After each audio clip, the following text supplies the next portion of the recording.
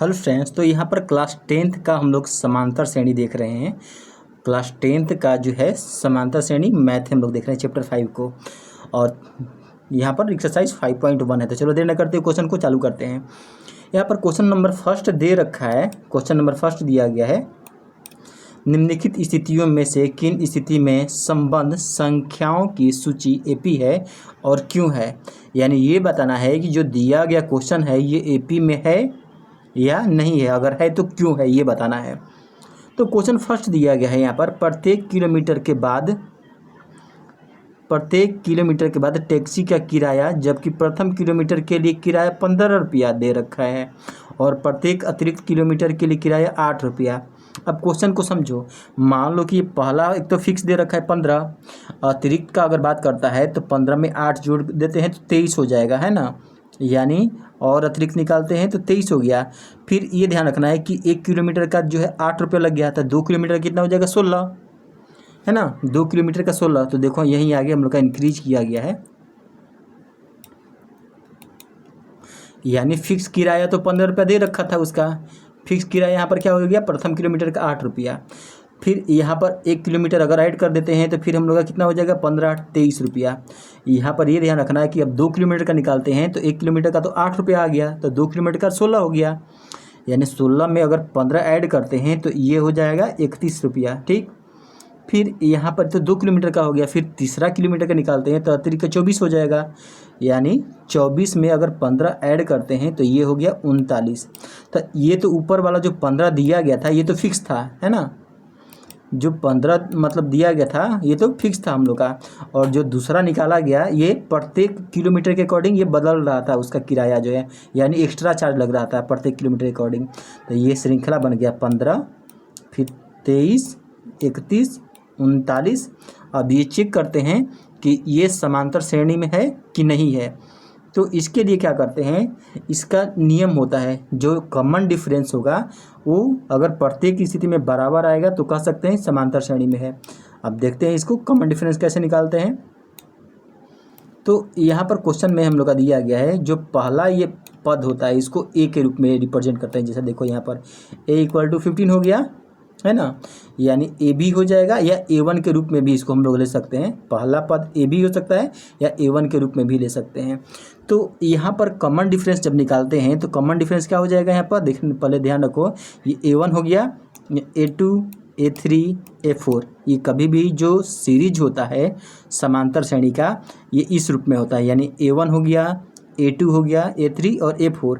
और जब common difference हम लोग निकालेंगे, जैसे देखो ये D1 यानी कॉमन डिफरेंस जब निकाला गया तो A2 में से A1 को घटाया जाएगा। यानी A2 में से जब A1 घटाएंगे तो यहाँ देख रहे हैं कि A2 जो है 23 दिया है, इसलिए यहाँ पर 23 हो गया A2 की जगह। और फिर A1 जो दिया गया है ये 15 यहाँ पर दिया गया, देखो ये A1 15 दिया था ना, तो इसलिए यहाँ पर ये 15 हो गया। 23 में से यहाँ पर 15 घटाएंगे, है ना। 23 में से अगर 15 घटाते हैं तो यहाँ पर 8 आ जाता है। 23 में से 15 घटाएंगे तो ये 8 आ गया, ये तो पहला डिफरेंस आ गया।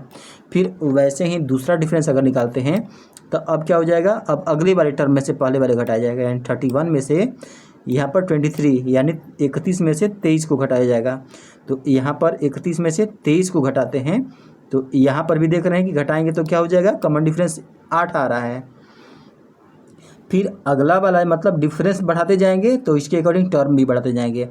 अब यहाँ पर A4 में से A3 को घटाएंगे, ये तो A4 हो गया ना, A3 को घटाएंगे तो यहाँ पर देखो A4 में से हम लोग का 39 दे रखा है और A3 31 दे रखा है। अगर ये भी घटाते हैं तो ये कॉमन डिफरेंस क्या आ रहा है, 8 आ रहा है।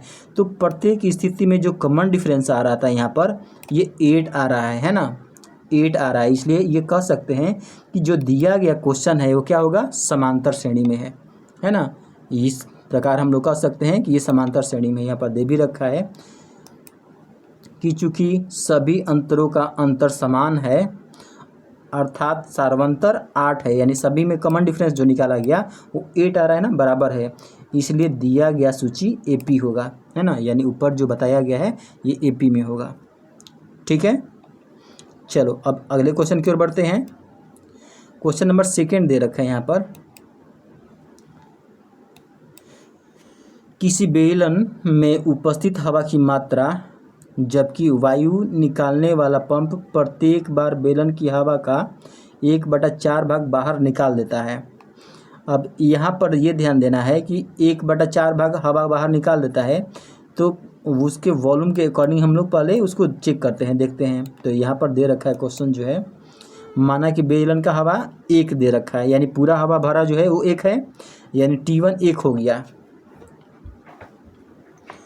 तो क्वेश्चन दे रखा था कि उपस्थित हवा का 1/4 भाग निकाल दिया जाता है। तो हवा का निकाला गया कितना, 1/4 भाग निकाल लिया गया है ना, हवा निकाल दिया गया 1/4 भाग।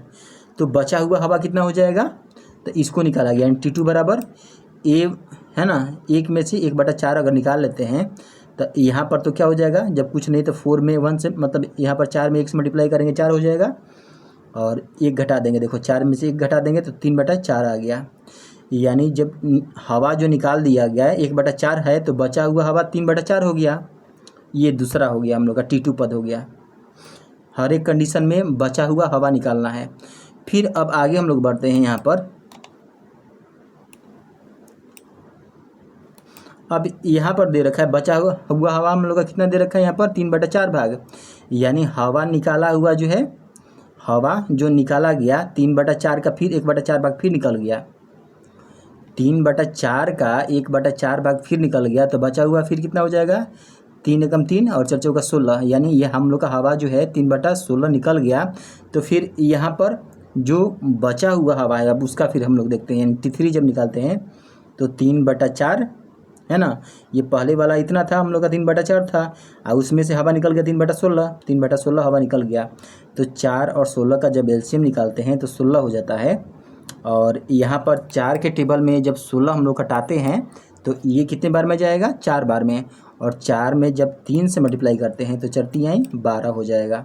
फिर वैसे ही 16 के टेबल में 16 घटाते हैं ये, तो ये 1 बार में, और फिर 1 में 3 से मल्टीप्लाई करते हैं तो ये 3 हो जाएगा। ठीक, तो यहाँ पर हम लोग देख रहे हैं कि 12 में से अब जब 3 घटाएंगे तो ये 9/16 आ गया। ठीक, 9/में ये 16 आ गया। तो 9/16 जो आ गया ये बचा हुआ हवा है ना, जो उसमें प्रेजेंट जो हवा है उसका हम लोग का ये हो गया। फिर अब क्वेश्चन फिर कह रहा है कि फिर से हवा निकाला गया है, यानी हवा जो है 9/16 में से 1/4 भाग फिर निकाल दिया गया। तो यहाँ पर तो कटने वाला कोई टर्म है नहीं, तो 9 एकम 9 हो जाएगा, 8 चौका 64 हो जाएगा, यानी 9/64 आ गया। ये हवा क्या हुआ, निकाला हुआ हो गया। तो बचा हुआ हवा फिर कैसे हम लोग निकालेंगे, जो हवा उसमें बच गया सिलेंडर में, तो 9/16 हो गया। पहले जो हम लोग का था हवा इतना दिया था ना, और इतना निकाल लिया गया 9/64, तो बचा हुआ हवा क्या करेंगे, यानी पूरा हवा में से ये निकाला हुआ हवा घटा देंगे। तो यहाँ पर भी देख रहे हैं कि 16 और 64 का एलसीएम 64 आ जाएगा, और यहाँ 16 के टेबल में जो है ये 64 4 बार में जाएगा, और 4 में 9 से मल्टीप्लाई करते हैं तो ये 36 आ जाएगा ना, चौका 36। 64 के टेबल में 64 जो है 1 बार में, और 1 में 9 से मल्टीप्लाई करते हैं तो ये 9 आ जाएगा। और यहाँ पर देख रहे हैं कि 36 में से जब 9 घटाएंगे तो 27 आ जाएगा, और नीचे 64 जो दिया था 64 ज्यों का त्यों हो गया। ठीक, अब आगे बढ़ते हैं। यहाँ सीरीज तैयार कर रहे हैं, अब यहाँ पर ध्यान रखना। चलो आगे हम लोग बढ़ते हैं। यहाँ पर दे रखा है श्रृंखला, जो श्रृंखला निकाला गया, पहला क्या दिया गया है 1, दूसरा 3/4, तीसरा 9/16, और चौथा हम लोग का 27/64 आ गया। ठीक, तो यहाँ पर अब इसका कॉमन डिफरेंस हम लोग चेक करेंगे कि जो कॉमन डिफरेंस जो हम लोग का प्राप्त हो रहा है ना, जो कॉमन डिफरेंस प्राप्त हो रहा है, क्या कॉमन डिफरेंस बराबर आ रहा है सब में। तो यहाँ पर नियम क्या था, D1 जब निकालते हैं तो A2 में से है ना A1 को घटा देते हैं, यानी 3/4 में से 1 को घटाया जाएगा। तो यहाँ पर वही किया गया है, ये 3/4 हो गया, 1 को घटा दिया गया।